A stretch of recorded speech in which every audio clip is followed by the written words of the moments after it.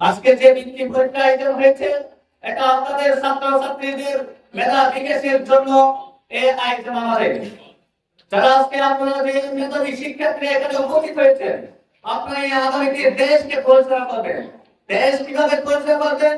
ইনসাফ ভিত্তিক রাষ্ট্র পরিচালনার জন্য তরুণ সমাজকে এগিয়ে আসতে হবে।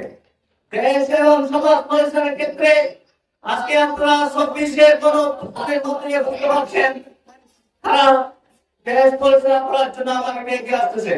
এবং শুধু ছাত্র সমাজ, আপনারা ওয়াইদের সাথে প্রত্যেকটি একত্রে যেগুলো গণঅভ্যুত্থান করে গেছে, প্রত্যেকটি ছাত্র সমাজ নেতৃত্ব দিয়েছিল।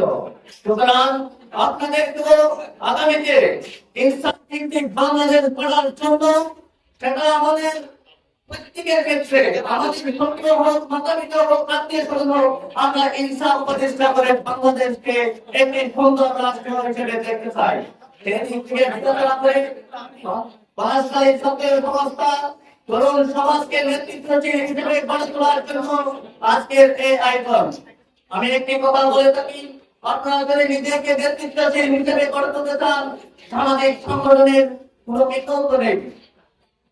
সামাজিক সংগঠনের মাধ্যমে আপনারা নিজেদেরকে সমাজ এবং মেম্বার এমপি চেয়ারম্যান থেকে শুরু করে প্রত্যেকটি সমাজের পরিবর্তনের দিক মানতে পারবে একমাত্র তরুণ সমাজ। মেধাবী ছাত্ররা একভাবে আগামী দেশ করতে সে আশা প্রত্যাশা রেখে আমি আমার সঙ্গে